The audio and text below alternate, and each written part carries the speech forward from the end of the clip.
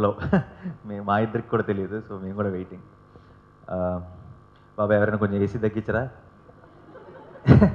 ఇక్కడికి వచ్చే ముందు ట్రైలర్ చూసి భయంతో వణికిపోతాం అనుకున్నాను, కానీ చలితో వణికిపోతున్నా ఇక్కడ. అండ్ ఇంట్లో దెయ్యం నాకేంటి భయం. ఈ సినిమా ట్రైలర్ నాకు ముందే నరేష్ చూపించాడు.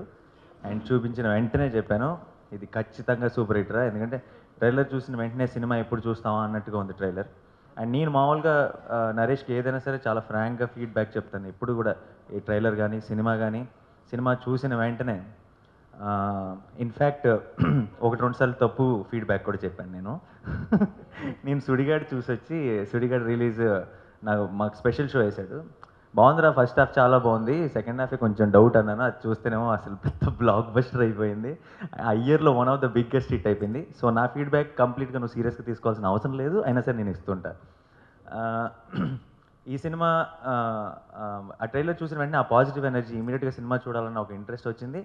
అట్ ద సేమ్ టైం మామూలుగా సినిమా లవర్స్కి ఒక ఒక అమితాబ్ బచ్చన్ గారిని, రజనీకాంత్ని ఒకే సినిమాలో పెడితే ఎంత కిక్ ఉంటుందో, ఒక కామెడీ లవర్స్కి రాజేంద్ర ప్రసాద్ గారిని, నరేష్ని ఒకే సినిమాలో చూస్తే అంతే కిక్ ఉంటుంది.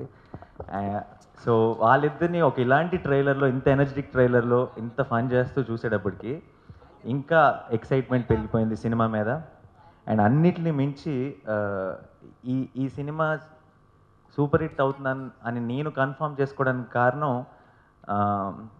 నరేష్ ఇంట్లో అదృష్టం పుట్టింది రీసెంట్గా. సో తను వెళ్ళి హాస్పిటల్ చూసిన వెంటనే నాకు అర్థమైపోయింది. నాకు తెలిసి సుడిగాడు ముందు ఆ టైంలో ఒక 5-6 హిట్లు లైన్లో కొట్టాడు నరేష్. ఇక్కడ నుంచి ఒక 60 హిట్లు కొట్టబోతున్నాడు లైన్లో.